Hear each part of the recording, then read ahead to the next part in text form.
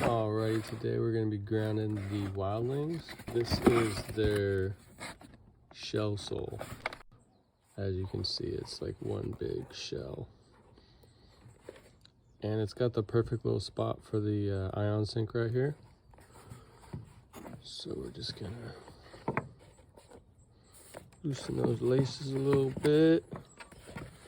And then flip the shoe upside down on the block anvil, and I'm going to be using the smaller hole punch because it's a thin sole. We're going to be using the small plug.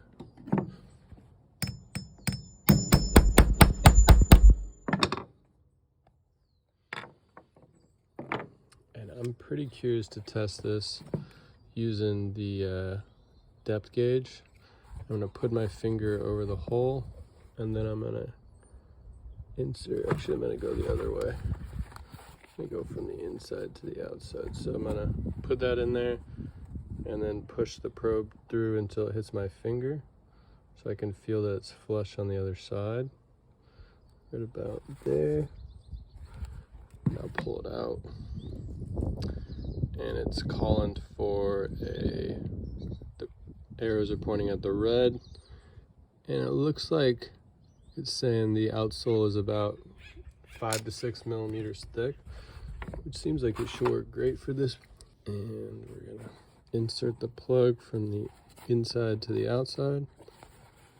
And then I'm just gonna pull on the outside and push on the inside.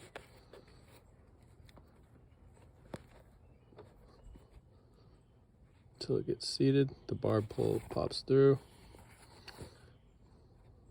There we go. Now I'm gonna cut it on the right around the cut indicator line. And